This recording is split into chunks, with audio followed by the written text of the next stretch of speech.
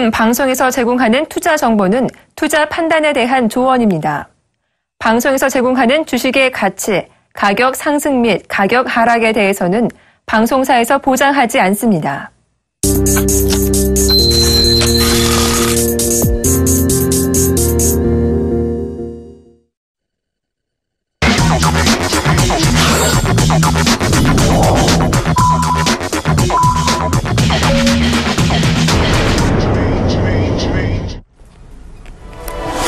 네, 7월 23일 목요일장 기장과 동시에 출발증 쇼와이드 2부도 시작을 해보겠습니다. 미국도 우리도 실적이 제일 중요해지는 것 같아요. IBM의 실적 부진에 이어서 미국의 애플과 또한 마이크로소프트사의 실적이 좋지 않아 미국 증시는 이틀 연속 하락하고 말았는데요. 사상 최고가를 내달리던 나스닥의 발목을 붙든 것도 다름 아닌 실적이었습니다. 우리 시장 오늘 8시 한 30분경에 SK하이닉스의 실적이 발표가 됐습니다. 1분기 영업이익은 조금은 덧붙여서 한 대략 러프하게 1조 4천억 정도 발표가 됐는데요. 어제 장이 끝나고 나서 SK하이닉스는 자사주 매입 계획까지 발표를 했습니다. 8,600억을 투입해 자사주 한 지분 3%니까 2,200만 주가 되겠죠. 매입하겠다라고 얘기를 했는데요. 국내 증권사에서는 일제히 상당히 자신감 있다는 그런 뜻이다. 이렇게 긍정적으로 평가를 했고 최적의 타이밍에 자사주 매입이다. 그런 얘기까지 했습니다. SK하이닉스 오늘 아침장 실적 발표 직전에 자사주 매입까지 발표를 한 상황에서 오늘 예상 시초가는 4만 원대 회복 정도로 보입니다. 오늘 시초가가 나쁘지 않은 것 같은데요. 저희가 잠시 후에 SK하이닉스 관련된 전략까지 챙겨드리도록 하겠습니다. 어제 우리 장에서 외국인들 3,800억 이상 대량 팔고 떠났었죠. 외국인들 그런 패턴이 오늘 아침에도 보여질까요? 출발 상황 분석에 도움 말씀 들어보겠습니다. 두 분 함께해 주시겠습니다. 샘플러스의 최영동 멘토 나와주셨고요. 메리츠 종금증권 강남금융센터에 계시는 김근호 연구원님도 화상으로 도움 말씀 주시겠습니다. 두 분 안녕하세요. 네, 안녕하십니까. 네, 자 어제 2060선도 장중에 잠깐 내줬었습니다. 외국인들 매도가 상당한 부담이었었고 거래가 3년에 최대로 터진 날이기도 했었었는데 일부 LG전자는 소문에 휩싸여 주가가 급등락 보이기도 했었었죠. 시가부터 체크해 보겠습니다. 김근호 연구원님. 네, 현재 코스피 같은 경우 2068.65포인트, 48포인트, 그러니까 한 0.18%, 0.2% 왔다 갔다 하는 것 같아요. 포인트로는 한 3.7포인트 정도 오르고 있고요. 오늘 아침이 강하냐, 아니면은 오후가 강하냐, 이런 것들 판단하기에는, 지수가 크게, 이 어떤 매력도가, 나타나지 않고 있다는 말씀을 좀 드리고 싶습니다. 그래서 일단 판단하기에는 조금 더 시간이 필요할 것 같고요. 저는 개인적으로는 일단, 만약에 오늘 좀 시가가 올라간다면 전강 후역 정도 예상을 했는데 어제보다 그렇게 크게 오르지 않았거든요. 이런 식으로 가면 오후에는 오히려 조금 더 올라올 수 있을 수도 있다. 이런 얘기 좀 드리고요. 반면에 코스닥 같은 경우 780포인트를 다시 넘어서는 모습입니다. 일단 0.68% 781.82포인트 정도 올라가고 있는데요. 오히려 이제 코스닥 쪽이 전강 후약이 좀 흐름이 나올 수도 있겠다. 그렇게 보면 일단 코스닥 같은 경우에는 오후장에 좀 이 차익 실현들이 좀 나올 가능성도 분명히 있거든요. 그런 부분들을 좀 참고를 하시고요. 제가 봤을 때는 일단 코스피 같은 경우에는 오늘 그렇게 쉽게 마이너스 전환이 되진 않을 것으로 좀 보입니다. 물론 외국인들이 이제 매매 패턴이 어떻게 바뀌는지는 실시간으로 좀 체크를 해야겠지만 어제 조정을 좀 받았던 모습들이 있기 때문에 오늘은 양시장 모두 견전 흐름이 좀 나오지 않을까라는 말씀 드리겠습니다. 코스닥이 780선을 회복하면서 개장을 괜찮게 했는데 코스닥이 오히려 전강 후약으로 오후장에 상승폭이 줄 가능성이 있고 코스피는 아직 2060선 후반 전강 후약 패턴으로 진행되진 않을 것이다. 코스피 코스닥 오늘 일중 변동성에 대해서 조금 다른 전망 들어봤습니다. 계속해서 김근호 연구원님이 업종별 섹터 분위기도 좀 짚어주시죠. 네, 일단 전체적으로 좀 보면 오늘은 코스피 시장에서는요. 전체적으로 이제 비금속이 아니죠. 전체적으로 운수창고, 운수장비가 좀 강하네요. 그럼 운수창고 같은 경우에는 해운주들하고, 이 항공주들이 좀 있고요. 운수장비 쪽은 자동차하고 조선이 있죠.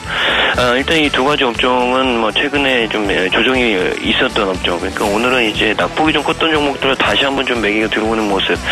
그런 부분들을 좀 이해하시고요. 제가 봤을 때 크게 의미는 없는, 이 오늘 상승폭이다라는 말씀을 좀 드리겠습니다. 그리고 이제 유통, 소형주, 의약품, 비금속 광물, 전기전자, 금융 섹터, 기계, 그리고 종이목적 보험 섹터, 은행 섹터 이런 것들인데 오늘은 뭐 보면은 낙폭과대에 있던 업종들이 좀 올라왔기 때문에 시장이 뭐 그렇게 큰 의미는 없지 않을까 이런 얘기 좀 드리겠습니다.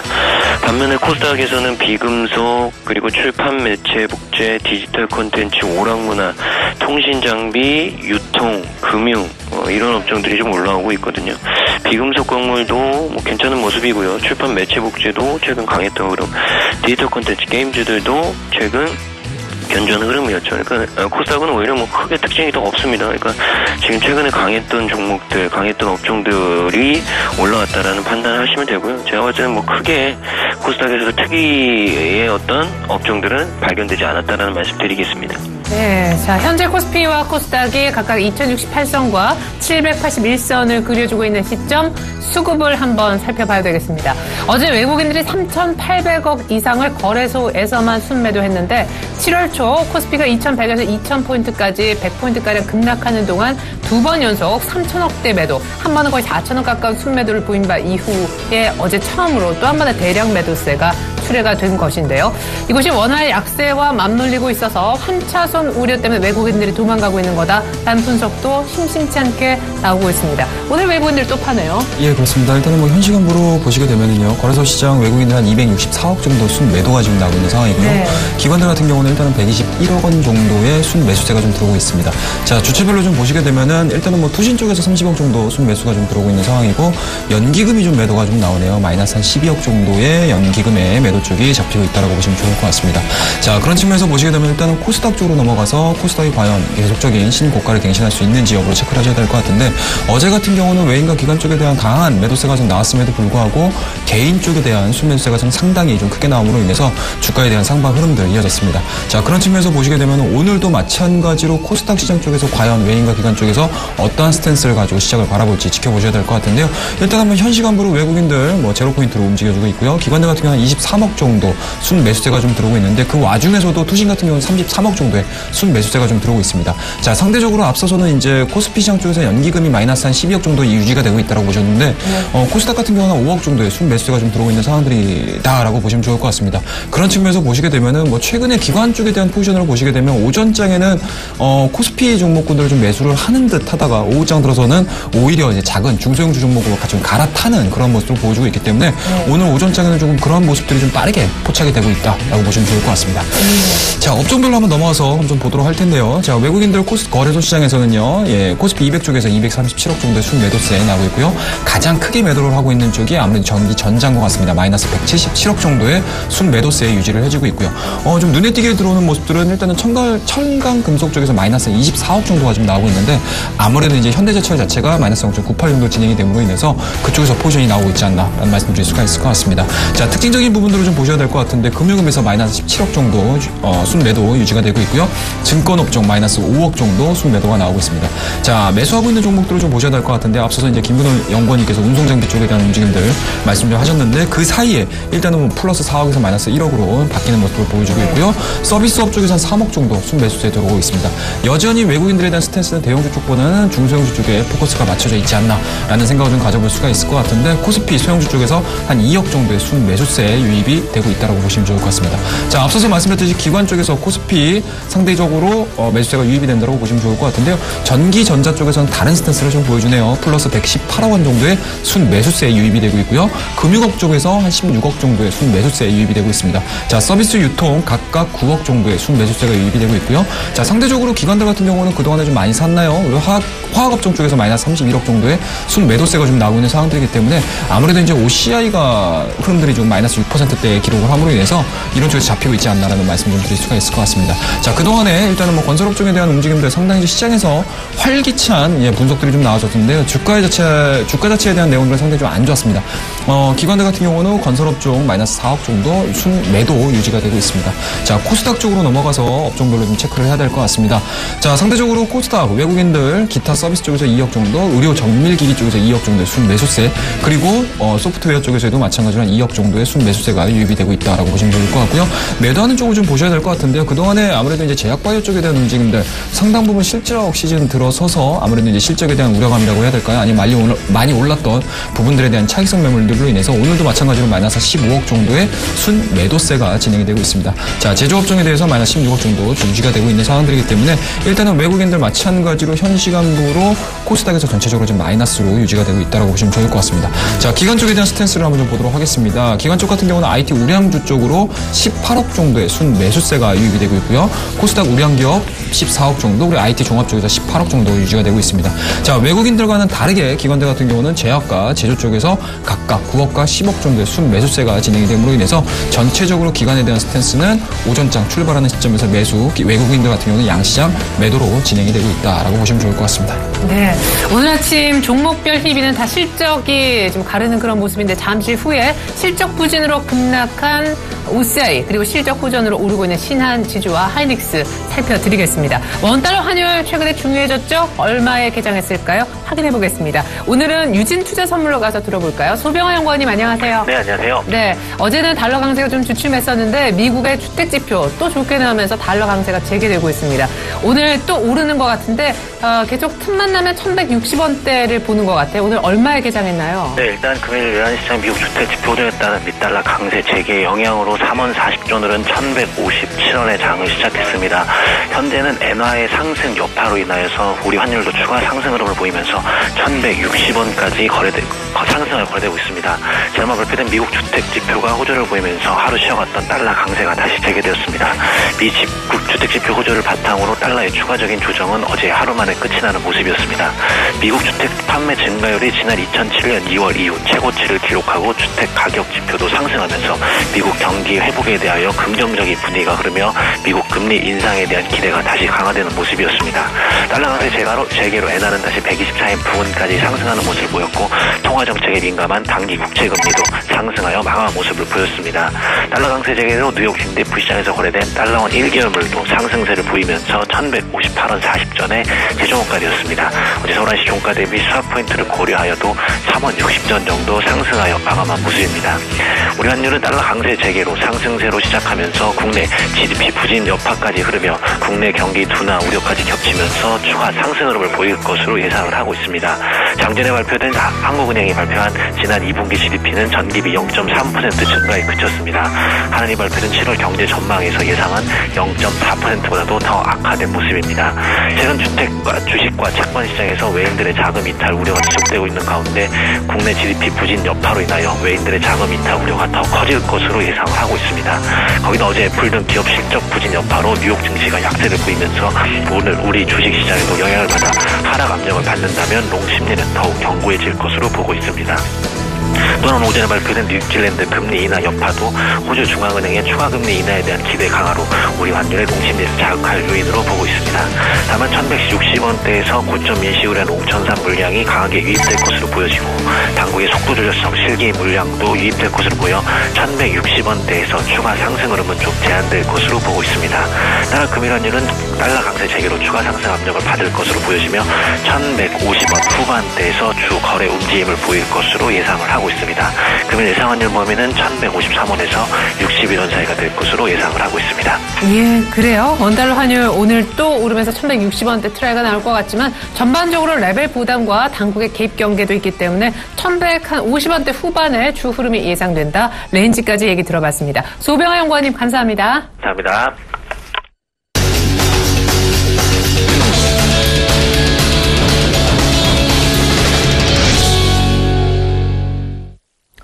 네, 전강 후약이 될 수 있다는 분석이 있었었는데요. 오늘 코스닥은 역시 상승폭이 줄고 있고요. 코스피는 아예 하락 반전해 있는 상황입니다. 2062선 잘못하면 오늘도 또 2050선 갔다 올 수도 있겠네요. 오늘 특징적인 돌발주 약속해드린 대로 SK 하이닉스부터 살펴보도록 하겠습니다. 어제 장이 끝나고 나서 지분 한 3% 정도 2200만 주 자사주를 대거 매입하겠다라는 얘기 이후에 오늘 개장하기 30분 전 실적 발표를 했는데 역시 6개 분기 연속 영업이익이 1조를 넘기고 있는 하이닉스입니다. 최근에 최근에 중국 쪽에서 미국 마이크론사를 인수할 것이다. 인수설 얘기가 나오면서 하이닉스 주가를 많이 떨어뜨려 놓았었는데요. 아주 중요한 시점에 자사주 얘기까지 나오면서 오늘 급등이 되고 있는데 관련된 전략 중심으로 얘기 들어보겠습니다. 먼저 김근호 연구원님. 네, SK하이닉스는 자사주 매입하고 2분기 실적 발표 이것 때문에 오늘 좀 오르는데요.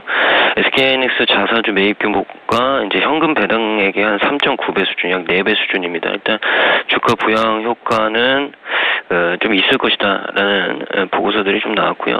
재무 구조의 개선이 주가에 왜 긍정적으로 잘 작용하는지 이런 부분들을 좀 잘 설명해주는 가장 주요한 이 사례 아닐까라는 말씀 좀 드리겠습니다. 올 1분기 말에 이제 기준 순현금 상태 진입을 했고요. 그리고 또 한 가지가 이제 오전에 2분기 실적 발표, 2분기 영업이익 전년 동기 대비 27% 정도 증가한 1조 3,754억 공시가 나왔고요. 결국 시장 컨센서스에 일단 부합을 시켰습니다. 그래서 실적 부진에 대한 얘기보다는 일단 부합이 된 게 굉장히 좀 긍정적으로 작용했다. 일단 매출액 같은 경우에는 전년 동기 대비해서 18% 정도 증가했고요. 당기 순이익은 한 64% 정도 증가를 했습니다. 그래서 오늘 좀 반등이 나오는 것 아닌가라는 생각이 좀 드는데 중요한 건 오늘 반등이 좀 나오더라도 또 음봉으로 전환이 됐어요. 그러니까 4만 원대를 지금 최근에 계속 못 뚫고 있습니다. 이 종목이 좀 매물대를 뚫더라도 제가 봤을 때 4만 3천 원, 4만 4천 원에서 또 밀릴 가능성이 있거든요. 왜냐? 이평저항, 매물저항 계속 쌓여 있습니다. 그래서 그 부분에 있어서 좀 고민을 하시라는 말씀 드리고요. 오늘 만약에 종가상으로 또 4만 원을 안착 못 시켜 놓으면 저는 뭐 상승폭이 그렇게 크지 않을 거라고 좀 봅니다. 그래서 지금 상승으로 완전하게 터닝하기 위해서 거래량도 더 실어놔야 되고요. 그렇기 때문에 오늘 같은 날보다는 3만 8천 원, 7천 원대에 좀 사는 게 맞지 않을까. 그래야 4만 원대 팔더라도 한 5%에서 한 7% 정도 나올 거거든요. 그 수준에서 딱 트레이딩하는 게 맞겠다. 지금은 주가가 레벨업 되면 모르겠지만 지금은 딱 그 수준에서 트레이딩을 하는 게 맞지 않을까라는 말씀 드리겠습니다. 그래요. 하이닉스가 지금 호실적 대규모 자사주 매입 소식에도 불구하고 상승폭을 줄이면서 4만 원대 안착을 못하고 있는데 매물대 감안해서 간다고 하더라도 4만 원대에서 사는 것은 조금 위험하다. 조금 더 쌀 때 매수 들어가는 것이 안전한 전략이 될 거다라는 의견 들어봤습니다. 최영돈 멘토님께서도 한 말씀. 예, 일단은 뭐 앞서서 이제 나왔던 내용들은 다 브리핑 해주셨기 때문에 네. 일단은 뭐 직전에 있었던 뭐 샘플이라고 해야 될까요? 대우조선해양에 대한 주가 흐름도 좀 보시면 좋을 것 같습니다. 네. 일단은 뭐 지금 현재 SK 하이닉스에 대한 자사주 매입하고요. 대우조선해양의 자금 조달하고는 거의 성격이 좀 비슷하다라고 보시면 좋을 것 같습니다. 네. 그런 측면에서 보시게 되면 대우조선이 그날 그 당시에 그 날짜에 자금 조달 소식이 전해지고 나서 급격하게 오른 이후에 추가적인 상승들이 나왔나요? 못 나왔나요? 아직 못 나왔죠. 못 나왔는 측면에서 보시게 되면은 그만큼 시장에서는 일단 뭐 이러한 이제 재무적인 요인들보다는 오히려 시장에 대한 업황적인 부분들을 상당히 조금 크게 개선을 크게 좀 관심을 좀 갖고 있지 않나라는 생각 가질 수가 있을 것 같고요. 그런 측면에서 보시게 되면 이러한 이제 부차적인 요인들이 해소이 된다라고 해서 주가가 지속적으로 올라간다는 개념 자체는 당분간은 조금 잊어야 되지 않을까라는 말씀드릴 수가 있을 것 같고요. 약발이 잘 안 되는. 네, 그렇습니다. 그런 측면에서 보시게 되면 일단은 뭐 이러한 부분들과 더불어서 시너지를 나오게 된다라고 하게 되면 산업 쪽에 대한 움직임들이 활발하게 좀 이어져야 되는데 하반기도 마찬가지로 디램 가격에 대한 상승 흐름들에 대한 예측도들이 상당히 조금 가시성이 상당히 좀 낮아지고 있는 상황들이기 때문에 이러한 요인들로 인해서 주가가 움직일 수 있는 부분들은 저 역시도 마찬가지로 좀 제한적이지 않을까라는 말씀드릴 수가 있을 것 같고요. 앞서서도 이제 연구원님께서 말씀하셨듯이 4만 원대로 회복시키지 못한다라고 하게 되면은 오히려 심리적으로 더 압박이 좀 그러니까 시장에서 이제 투자 심리 자체가 굉장히 좀 크게 압박이 가해질 가능성이 좀 있기 때문에 오늘은 무엇보다도 일단은 뭐 4만 원 돌파 흐름도 좀 보셔야 될 것 같고요. 이러한 요인들로 인해서 움직여준다라고 하게 되면 저 역시도 마찬가지로 4만 3천 원대까지가 어느 정도의 적정 라인이지 않을까라는 말씀드릴 수가 있을 것 같고 그 이후에 차후에 3분기, 4분기 실적에 대한 내용도 잘 체크를 하셔야 될 것 같고 그와 더불어서 DM 가격에 대한 움직임들이 오히려 어떻게 바닥을 찍어내주고 하반기에는 가격적인 부분들 속에서 업황에 대한 개선 속도를 좀 보시면서 매매를 하시는 게 가장 좀 합리적이지 않을까라는 말씀 좀 드릴 수가 있을 것 같습니다. 네, 하이닉스는 어느덧 박스권 하단이 4만 3천 원이 목표가가 됐네요. 조금 가슴 아프지만 이것이 현실이 됐습니다. 주가가 많이 빠져서요. 신한지주에 앞서서 잠깐 LG전자를 보고 신한지주 분석을 좀 들어보려고요. LG전자 분석을 김근호 연구원님이 좀 도와주시면 좋겠는데 어제 구글 피인수설 때 아닌 소위 증권사 쪽지가 돌아서 15%까지 급등했었던 LG전자. 종가는 조금 미미하게 3% 정도만 상승했습니다만 일단 어제 상승폭을 다시 한번 키워보려고 오늘 추가적인 상승세를 보여주긴 합니다. 일단 어제 그 쪽지 혹시 받으셨나요? 김근호 연구원님도요? 네, 우리가 흔히 얘기하는 찌라시라고 하죠. 네. 일단 증권가에 좀 찌라시들이 돌면서 구글이 이제 LG전자의 지분 한 35% 정도 인수를 할 것이다. 뭐 이런 얘기가 나오고 있었죠. 구글이 뭐 지분을 인수한다는데 솔직히 저 같은 경우는 좀 이게 말이 될까라는 생각을 좀 했습니다. 왜냐 중요한 게 LG 그룹의 가장 대표할 수 있는 그룹사, 계열사 어디겠습니까? 당연히 LG전자거든요. LG전자를 매각한다는 거 거의 LG 그룹 자체를 넘긴다는 거는 거의 맥을 같이 하겠죠. 그러니까 솔직히 저는 뭐 촉질 받고도 말도 안 돼라는 생각을 좀 개인적으로 했는데 결국에 이제 그 루머로 좀 밝혀졌고요. 아직까지는 뭐 그 부분에 대해서는 뭐 동의하는 분들이 그렇게 많이 없는 것 같습니다. 특히나 이쪽 필드에 계신 분들은. 근데 이상하게 어제 또 거래량까지 터지면서 윗꼬리를 좀 달아놨죠. 그러니까 그 부분에 대해서는 좀 조사가 될 가능성이 좀 있다. 일단 바닥은 좀 나왔습니다. 4만 원대 지지됐고요. 4만 원을 안 깨는 움직임. 그리고 어제 오늘 추가적인 반등 나오고 있는데 전 여기서도 문제인 거죠. LG전자가 이제 뭐 스마트폰에서는 거의 뭐 약간은 좀 뒤처지는 어떤 상황들이 좀 됐다. 그럼 중요한 거는 이제 그러면 스마트폰 부분을 제외하고 뭐가 있느냐. 이제 백색 가전 부분이라든지 이런 부분들인데 그거에 있어서 과연 이제 또 한 번 글로벌리한 어떤 이슈가 될 수 있을지 이 부분도 좀 확인을 해봐야 되는데 그 부분도 아직까지 확인이 안 됐거든요. 그러니까 전체적으로 아직은 좀 부족하다. 그러면 오늘 뭐 어제는 이슈 때문에 반등했고 오늘은 좀 소폭 뭐 눌렸던 부분들 다시 한번 올라온 정도 판단이 된다고 하면 저는 이 종목이 한 5만 원 근처까지 가면 다시 한번 좀 고민들을 하셔야 될 것 같습니다. 특히나 밑에 사신 분들은요. 그 하반기에 뭐 실적에 대한 기대감, 왜냐면 하반기 이제 이 소비 시즌들이 몰려있기 때문에 그거에 대해 기대해서 어떤 실적적인 기대감은 좀 접근해 볼 수 있어도 아직은 좀 이르지 않을까. 그래서 지금 일단 5만 원 근처에서 고민을 좀 한번 해보시라는 말씀 드리겠습니다. 예, LG전자 어제 루머는 정말 루머로 받아들이는 것이 좋다. 하지만 어쨌거나 주가는 바닥을 찍은 것으로 보이니까 5만 원 정도 가서 다시 한번 고민해 볼 필요는 있을 것 같다라고 LG전자 전략 정리해 보겠습니다. 신한지주의 실적이 발표가 됐는데 괜찮았어요. 근데 주가는 3% 뜨다가 말고 지금 거의 보합세로 상승폭이 사라졌네요. 예, 그렇습니다. 일단은 뭐 신한지주가 일단은 실적을 발표를 했습니다. 전년 동기 대비 19.8% 상승 흐름도 좀 보여줬습니다. 지배주주 순이익을 좀 보시게 되면 6,921억을 기록을 했기 때문에 상당히 좀 시장에서는 좀 놀라운 실적이지 않을까라는 말씀드릴 수가 있을 것 같고요. 다만 이제 그 안에 있는 내용들을 좀 보시게 되면은 일단은 뭐 좀 일회성 요인들이 상당히 좀 많지 않나라는 말씀드릴 수가 있을 것 같아요. 일단은 뭐 포스코 플랜트에게 추가 충당금인데 이례적 손실이 발생했음에도 불구하고요.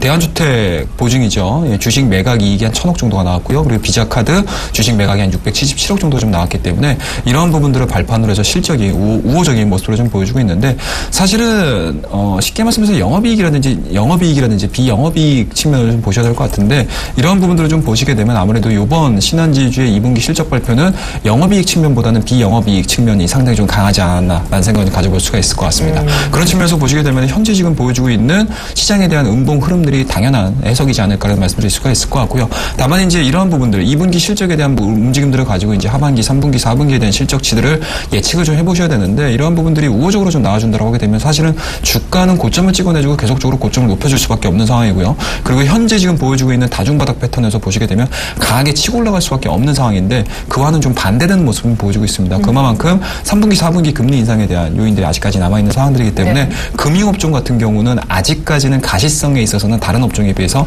그렇게 크게 깨끗하지는 않다라고 말씀드릴 수가 있을 것 같고 아직까지 뭐 그런 측면에서 보시게 되면은 일단은 뭐 다른 업종 같은 경우 사실은 고점을 만들어내주고 찍어 누르는 흐름들을 좀 보여주고 있는데 은행업종 같은 경우는 여전히 뭐 바닥권에서 움직이는 상황이 있습니다. 그런 측면에서 보시게 되면 일단은 뭐 하반 경직선은 지켜내줬다라는 측면에서는 지금 가격에 대해서는 그렇게 크게 무리 없다. 다만 이제 3분기, 4분기에 과연 어떠한 흐름들을 가지고 만들어내줄 수 있는지 여부를 좀 체크를 하셔야 될 것 같은데 그런 측면에서 보시게 되면 현재 지금 보여주고 있는 모습들은 그렇게 녹록지가 않다라는 점. 그렇다라고 하게 되면 이 종목을 가지고 실적만을 가지고 매매를 해야 된다라고 하게 되면 아직까지는 시기적인 부분들에서는 너무 이르다라는 점 말씀드릴 수가 있을 것 같고요. 그런 부분에서 보시게 되면 4만 원대 초반에서 현재 진행되고 있는 가격대에서 추가적인 하락이 나오지 않는다라고 하게 되면 중장기적인 관점에서는 한 번쯤 해볼 만한 업종으로는 꼽아볼 수 있겠다라고 말씀 좀 드리고 싶습니다. 네, 그래요. 은행주는 아무래도 좀 긴 호흡이 필요하다. 당장은 실적적인 측면에서 조금 울퉁불퉁 변동성이 있을 수밖에 없는 상황 얘기를 들어봤습니다. OCI가 급락해요. 역시 실적 부진 때문인데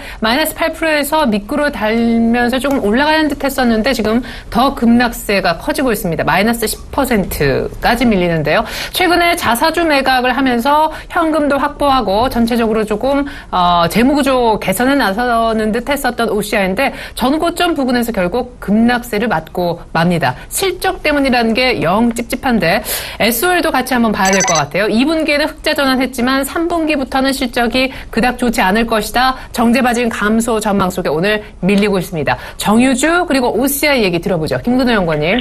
네, OCI 같은 경우에는 2분기 이제 실적 부진 때문에 좀 약세가 나오고 있죠.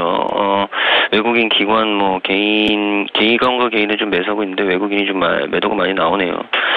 일단 전체적으로 좀 봤을 때는 OCI 같은 경우는 또 기관 매도도 좀 나오는 것 같아요. 2분기 실적이 석화 쪽하고 카본 쪽은 개선폭이 생각보다 좀 제한적이었고요. 최근 주가 같은 경우 폴리실리콘 가격이 좀 반등함에 따라서 이제 실적 개선에 대한 기대감이 좀 있었죠. 그래서 좀 반등을 했는데 중요한 건 이제 까보고 나니까 폴리실리콘 가격 반등 속도가 생각보다 더뎠던 거죠. 그래서 하반기 공급 과잉 이 부분까지 추가되면서 반등에 대한 제한 이 부분이었고요. 또 자회사 매각 효과 기대하는 시각은 일부는 있습니다. 제가 봤을 때는 이 기본적인 펀더멘탈의 개선보다는 오히려 자회사의 매각에 대한 기대감, OCI 머티리얼즈죠. 그게 더 큰 것 같아요. 제가 봤을 때는 이 업황의 턴어라운드는 조금 더 시간이 걸릴 것 같기 때문에 일단 이 OCI 머티리얼즈가 어떻게 이제 매각 작업에 돌입하느냐 이 부분이고요. 최근 상승폭은 오늘 하루 만에 또 10% 가까운 하락폭을 보여줬거든요. 근데 이거 10만 원 깨지면 더 밀립니다. OCI는 제가 봤을 때 10만 원 언더에서 접근하는 게 맞겠다라는 말씀 드리고요. SO일은 2분기 홀실적 어제 나왔음에도 불구하고 중요한 건 주가가 그렇게 가지 못했다. 어제도 저희 얘기했던 것 같아요. 정유주들은 화학주 중에서 모르겠지만 저는 개인적으로 정유주는 배제해야 된다고 보거든요. 유가가 올라올 기미도 없고 그렇다고 해서 이 석유에 대한 수요가 늘어나는 것도 아니고 여러 가지 복합적으로 좀 봤을 때는 저는 오히려 순수화학 쪽이 훨씬 더 나아 보인다는 의견은 계속 유지하고요. 정유주들은 아직 볼 때가 아니지 않을까라는 말씀 드리겠습니다.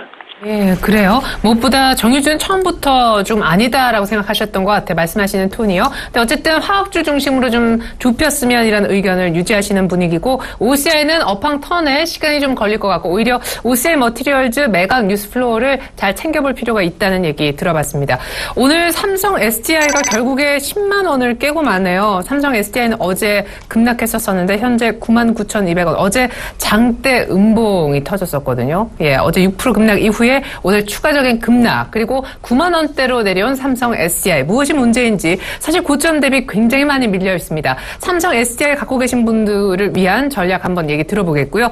신규 매수 관점보다는 보유자를 위해 저희가 전략을 한번 세워보겠습니다. 건설주도 전반적으로 안 좋은데 가계부채 관리 방안 나오면서 전반적으로 이 대출 자체가 어려워지면 건설 업황이 또 꺼지는 거 아니냐 그런 우려가 생겼었죠. 건설주까지 얘기 들어보겠습니다. 예, 일단은 삼성 SDI 같은 경우는 일단은 업황에 대한 내용들도 상당히 조금 안 좋은 쪽으로 진행이 됐었고요. 네. 그와 더불어서 이제 최근에 삼성물산과 제일모직이 합병이 승인이 떨어지지 않았습니까? 네. 그런 측면에서 보시게 되면은 그와 관련된 이제 그룹사라고 할 수 있는 삼성 SDI에 대한 이제 지분 변화라든지 아니면 이제 그러니까 통합 제일모직이 생기면서 사업부에 대한 움직임들이 좀 시장에서 좀 포착이 되고 있지 않나는 말씀드릴 수가 있을 것 같습니다.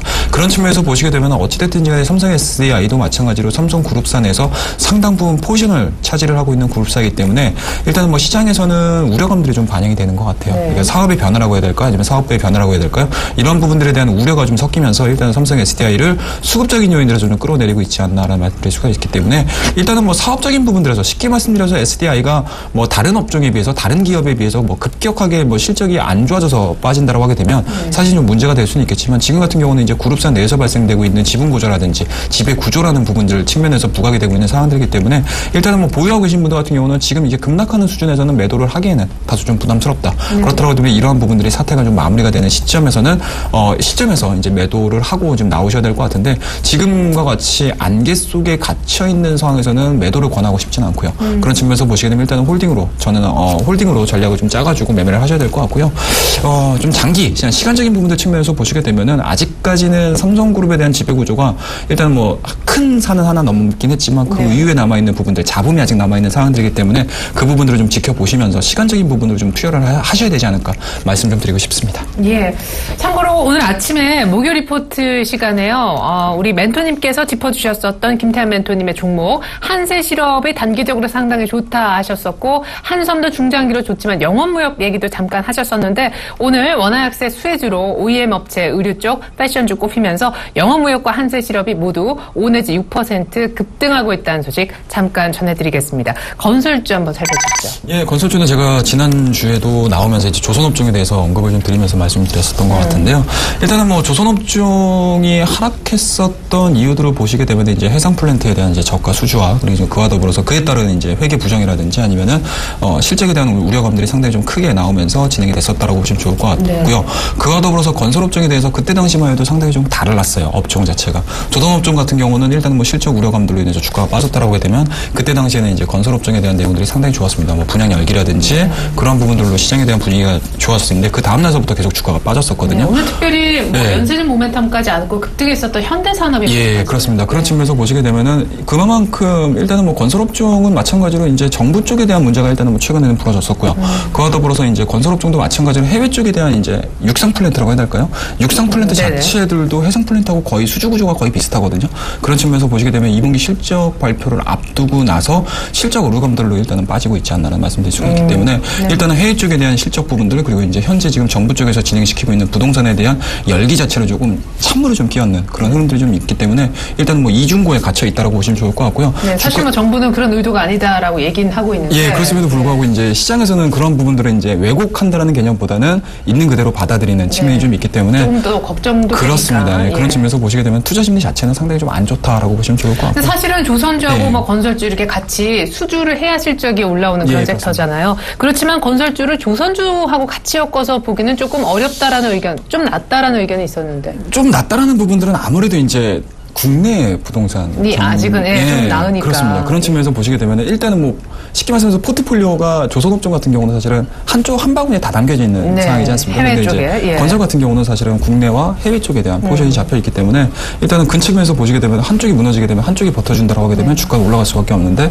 지금 같은 경우는 실적 자체도 조금 안 좋은 상황이고요. 그리고 이제 해외 쪽에 대한 수주 자체도 아직까지는 불확실한. 그럼 어떻게 할까요? 현대산업은 수익이 많이 났다면 좀 잘라야 될지 다른 건설주랑 조금 다른 모습이었어요. 예, 아무래도 이제 현대건설 같은 경우는 해외 쪽에 대한 포지션보다는 이제 상방 쪽에 대한 움직임들이 좀 더 컸었기 때문에 국내 쪽에 대한 포지션 자체가 좀 컸었기 때문에 그런 측면에서 보시게 되면 현대건설 같은 경우는 지금 정부 쪽에서 지금 발표를 해주고 있는 부분들이 시장에 대한 신뢰도를 좀 잃지 않나라는 말씀드릴 수가 있을 것 같아요. 그러니까 쉽게 말씀해서 시장은 정부를 믿고 매매를 하는 경우가 상당히 좀 많습니다. 근데 이제 지금과 같은 경우에서는 정부 쪽에서 뜨거운 물을 한번 좀 부어줬다가 다시 한번 더 찬물을 좀 끼얹는 분위기. 그러니까 쉽게 말씀해서 정책적인 부분들이 일관성 없이 진행이 됐다라고 시장에서 좀 판단을 내린 것 같아요. 그런 측면에서 보시게 되면 주가는 부동산을 살리려는 의지가 있는 건지. 그렇습니다. 그런 측면에서 보시게 되면은 실질적인 실수요자들 같은 경우는 상당히 조금 오락가락할 수밖에 없는 상황이거든요. 그렇다고 하면 당연히 주가는 그와 더불어서 주가가 이제 많이 올랐다라고 하게 되면 그런 부분들이 이제 차익성 매물이 나올 수 있는 상황이기 때문에 갖고 계신 분들은 어떻게 할까요? 현대산업과 그 외 건설주로 나누어서. 예, 현대산업 같은 경우는 지금 현 시간부로 한 마이너스 7% 정도 진행이 되고 있고요. 그런 측면에서 보시게 되면 그러니까 박스권을 만들어주고 있던 시점이었던 것 같습니다. 지금 68,000원대에서 67,000원대가 지금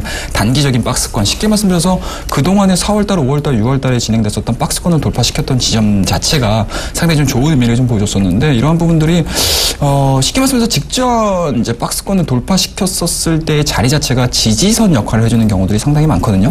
그렇다고 하면 이 지지선 자체를 형성을 시켜주지 못하고 지켜주지 못한다고 하게 되면 일단은 매도로서 대응해야 되지 않을까라는 말씀드릴 수가 있을 것 같고요. 무엇보다도 중요한 거는 일단은 뭐 오늘자는 거래량이 그렇게 많이 터지는 것 같지는 않습니다. 다만 이제 시간적인 부분들에서 보시게 되면 32분이 지난 상황에서 전일자의 72% 정도 진행이 되고 있는 상황들이기 때문에 오늘자는 좀 불가피하게 장 마감 때까지는 거래량이 상당 부분 많이 발생하지 않을까라는 말씀드릴 수가 있을 것 같고요. 그런 측면에서 보시게 되면 68,000원대를 지켜주지 못한다고 하게 되면 나머지 실망 매물들까지 다 같이 나올 수 있는 상황들이기 때문에 일단은 지지선은 68,000원 제시해드리고요. 68,000원 이탈을 하게 되면 매도로서 차익 실현 꼭 하셔가지고 대응하셨으면 좋겠습니다. 네, 일단 현 시점에서는 68,000원 언저리에서는 현대차는 일단 매수세가 유입되고 있는데 현대산업 갖고 계신 분들 68,000원대 지키는지 굉장히 중요한 날이다 분석을 들어봤습니다.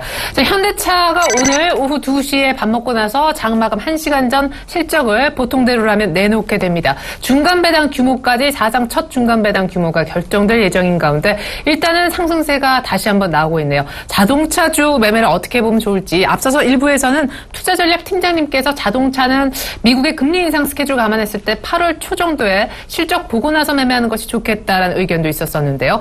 게임주 좋게 보시는 김근호 연구원님께 위메이드 얘기도 같이 들어보겠습니다. 오늘 급등이네요.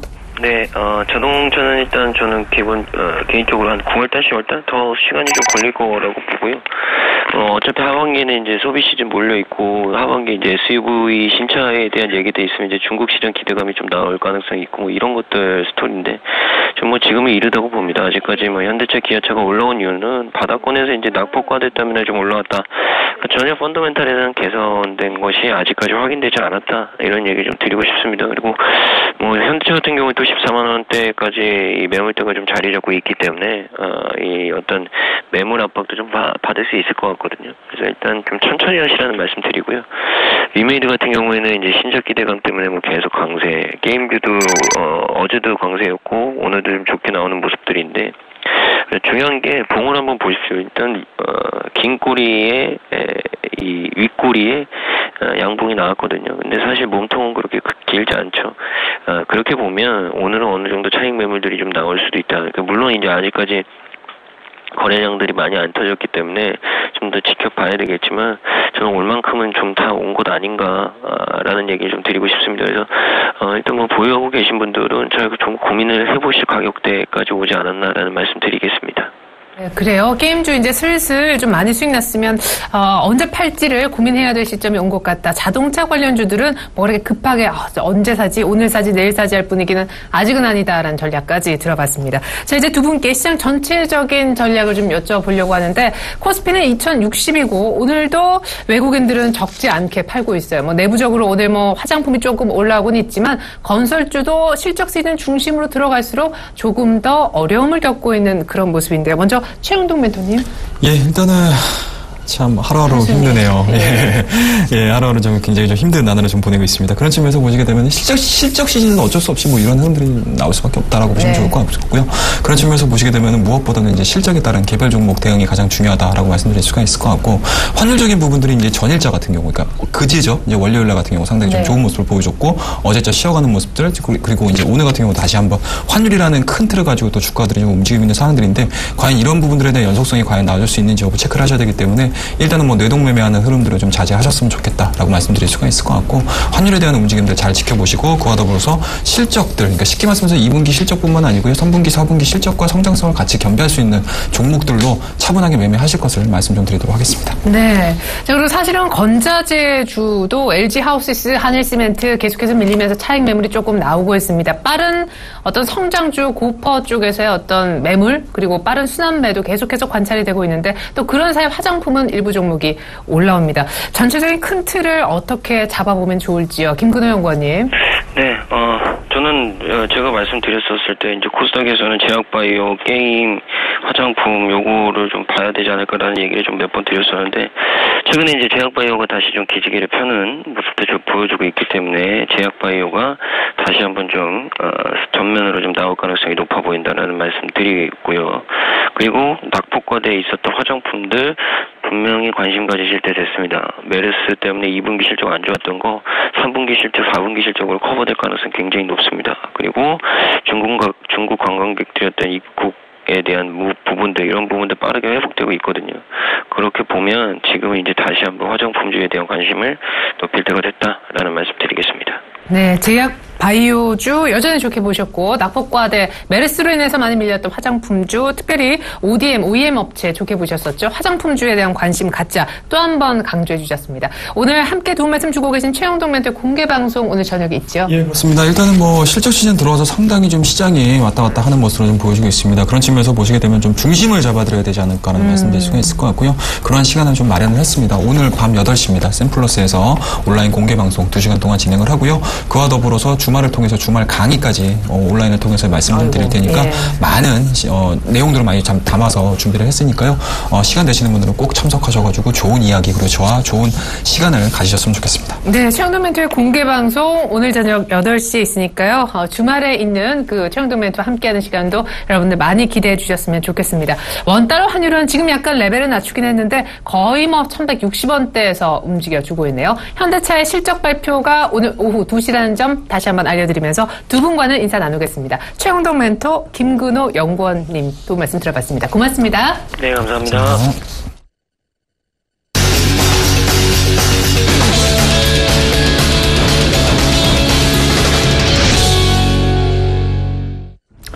네, 실적 시즌 접어드니까 더 투자하기 어려우시죠? 증권사들의 전략 한데 모아봤습니다. 먼저 최희승 차장님의 의견부터 외국인들의 컴백이 절실하다 하셨는데 오늘도 팔아요. 어제도 3,800억 이상의 대량의 순매도를 보였던 외국인. 오늘은 코스닥도 역시 같이 팝니다. 정영훈 과장님의 뷰 볼까요? SK하이닉스가 오늘 장 개장하기 전에 무난한 실적을 내놓았는데 시장의 안도감이 때문에 조금 생기지 않을까 기대하셨는데요. 하이닉스 주가는 오히려 상승폭이 많이 줄면서 지금 4% 정도 오르던 하이닉스는 2%대밖에 오르지 않고 있습니다. 대규모 자사주 매입 약발도 별로 듣질 않고 있어요. 세 번째 김현겸 팀장님의 의견입니다. 실적 시즌 그리고 유가 하락 기조에 관심을 갖고 전략으로 좀 연결시켜봤으면 하셨습니다. 끝으로 안상현 대리님은요. 변동성 장세는 계속될 텐데 실적 개선주가 확실한 투자처라면서 실적이 좋아지는 종목을 추천하고 싶다 하셨습니다. 네, 실적에 대한 얘기들, 외국인들에 대한 매도 부분 많이들 짚어주셨는데 특별히 오늘 실적 시즌과 유가 하락 기조에 관심을 갖자 메모 날려주신 우리 김현겸 팀장님 전화 연결해 자세한 전략 들어보겠습니다. 안녕하세요. 네, 안녕하세요. 네, 실적 시즌에 접어들고 있는데 전체적으로 에너지가 다 좋겠거니 생각하셨던 분들은 정유주는 또 2분기까지만 좋대 새로운 내용들을 지금 계속 만나고 있는 상황입니다. 삼성전자와는 달리 SK하이닉스는 괜찮은 실적을 발표하고 있는데 개별주 중심으로 조금 움직이는 것도 같아요. 일단 실적 시즌의 해법 주시죠. 예, 오늘 시장 장 초반에 좀 극명하게 주식들이 업종별로 좀 나뉘고 있는데요. 아무래도 어저께 그 가계부채 대책을 내놓으면서 건설주에 좀 부정적인 영향을 미칠 거라는 우려 때문에 오늘 건설주가 가장 큰 폭으로 하락을 하고 있고 관련된 철강이나 이런 주식들도 좀 연관이 좀 되어 있는 것 같고요. 현재 환율은 1,160원을 돌파를 하고 있죠. 어제 일부 최근에 급등에 따른 반락이 나왔지만 하루 만에 다시 1,160원을 돌파하는 이런 움직임을 생각해 보신다면 추가적으로 원달러 약세는 1,200원까지 열어놔야 되지 않을까 그런 관점에서 좀 시장을 좀 바라봐야 된다 이렇게 말씀을 드리고 싶고요. 다음 주에 FOMC가 개최가 되죠.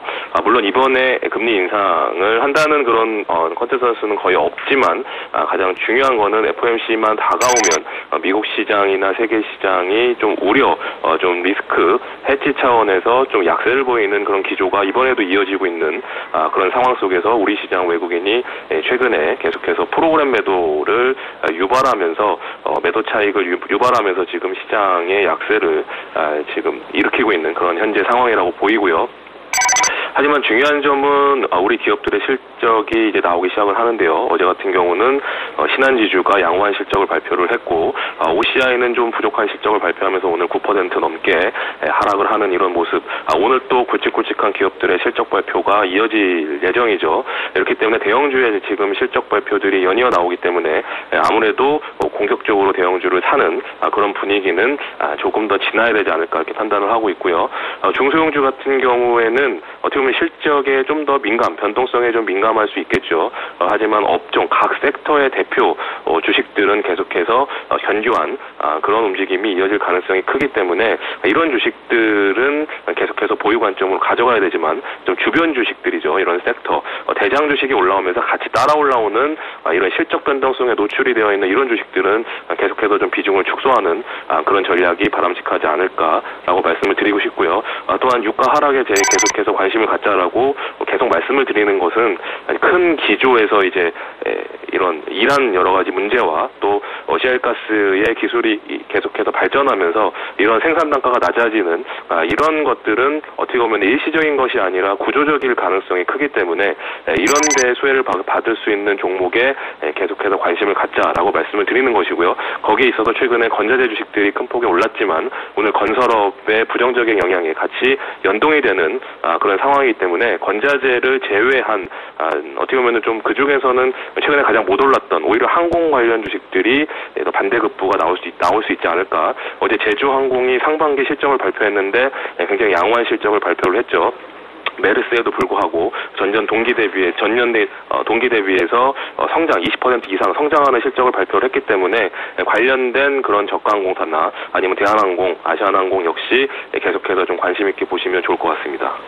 네, 특별히 달러 강세, 원화 약세, 유가 하락, 특별히 유가 하락, 저유가 수혜주를 계속 강조해주고 계신데 지금 뭐 대형주는 실적 부담 때문에 덥석 잡을 구간은 아니고 중소형주도 1등주 외에는 조금 비중을 줄였으면 하시면서도 역시 저유가 수혜주는 좋게 보셨습니다. 지난번에 제 기억에 맞다면 티웨이홀딩스와 흥하해운을 좋게 보신다라고 언급해 주셨었는데 여전히 뷰가 그러하신지요?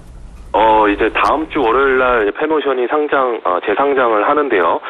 페노션이 어떻게 보면은, 우리나라 그 벌크, 업계, 벌크 선박 쪽으로는 우리나라 대표되는 주식인데요. 이 주식이 상장을 할 예정이고, 지금 BDI 지수는 올해 올 초 바닥에서 2배 이상 올라가는, 그런 상황입니다. 그렇기 때문에 물론 이제 유가도 여러 가지 좀 세분화시키면 여러 가지 있겠지만, 벙커CU를 주로 사용하는 이런 선박들 계속해서 좀 수혜를 받을 수 있는, 그런 구간으로 들어가는 것으로 판단이 되고요. 또한 원달러가 약세 기조가 되면 하반기에는 수출 관련주도 좀 숨통이 트이는 그런 쪽으로 생각해 보신다면 이런 선박이나 항공, 이런 화물 관련해서도 앞으로는 좀 점진적으로 나아질 가능성이 있겠다. 제가 이쪽을 계속 추천드리는 것은 이쪽이 이제 급등이 나온다기보다는 어떻게 보면 좀 하방 경직성이 있는 가운데 좀 안전하게 투자를 할 수 있는 그런 섹터가 아닌가 해서 말씀을 드리는 것이기 때문에 그런 차원에서 좀 접근하시면 좋을 것 같고요. 최근에 극단적인 쏠림 현상, 중소형주의 쏠림 현상이 앞으로 좀 원달러의 약세에 힘입어서 대형주도 좀 숨통이 트이는 그런 구간에 들어가는 상황으로 보이기 때문에 이제 투자 전략도 좀 대형주의 비중을 조금 늘리고 중소형주는 대표 주식이죠. 각 섹터의 대표 주식 위주로 좀 가져가시는 포트 전략이 바람직하지 않을까 이렇게 말씀을 드리겠습니다. 슬슬 대형주 비중을 늘려가도 될 만한 시점이 이제 막 오고 있는 것 같다라는 얘기신데 시간은 없지만 현대차 실적 발표 앞두고 있어요. 환율은 상당히 우호적인 상황에서 실적을 발표할 거고 오늘 동시에 중간 배당 얘기를 규모를 확정 지을 건데 현대차 들고 계신 분들은 쭉 들고 있어도 좋을까요? 그렇다고 볼 수 있으리라 생각이 됩니다. 각 글로벌 자동차 업계 중에서 가장 저평가를 받고 있는 것이 바로 기아차, 현대차 그룹이었고요. 거기에는 여러 가지 이유가 있는데요. 그 중에서는 또 하나의 개별적인 이슈로는 하반기에 이제 현대기아차의 이제 지배구조 이슈가 불거지면서 이런 블록딜이나 여러 가지 좀 이벤트가 좀 발생할 수 있는 그런 부분도 있기 때문에 이런 쪽에도 좀 넉넉하게 좀 시간을 좀 중장기 투자를 하시는 분들은 계속해서 보유 관점, 신규로 들어가실 분들은 아직까지는 하반기에 이런 개별 이슈가 아직 존재한다는 점에서는 신규 투자는 좀 바람직하지 않지 않을까. 좀 긴 호흡에서 투자할 수 있는 분들만 접근하시는 것이 좀 바람직하지 않을까 이렇게 판단하고 있습니다. 그래요. 자동차주 전략까지 얘기 한번 들어봤습니다. 전체적으로 대형주로의 포트폴리오를 바꿀 준비는 조금 필요한 단계 초입 구간에 온 것 같네요. 동부증권 용산지점 김현겸 주식팀장님의 의견 들어봤습니다. 자동차 얘기까지 감사합니다. 네, 감사합니다.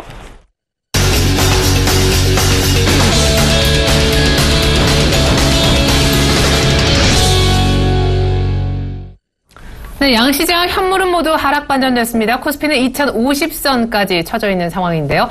선물 시장 분위기는 어떨까? 전략 얘기도 들어보겠습니다. 샘플러스 손석빈 멘토님, 안녕하세요. 네, 안녕하세요. 네, 선물 시장도 분위기가 별로 좋지 않은가요? 수급부터 체크해 주시죠. 일단 수급부터 말씀드리도록 하겠습니다.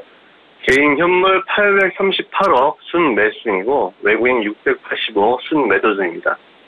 기관 178억 순 매도 중이고 선물 수급 살펴보면 개인 65계약 순 매수, 외국인 786계약 순 매수, 기관 1275계약 순 매도 중입니다.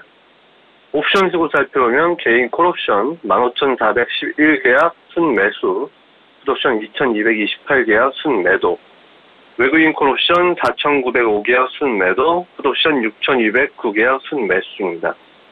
기관 콜옵션 1,581계약 순매도 중이고 풋옵션 2,362계약 순매도 중인데 지금 전반적으로 현물과 파생 수급이 좀 불균형적인 모습을 이제 며칠째 계속 지금 보여주고 있는 모습입니다.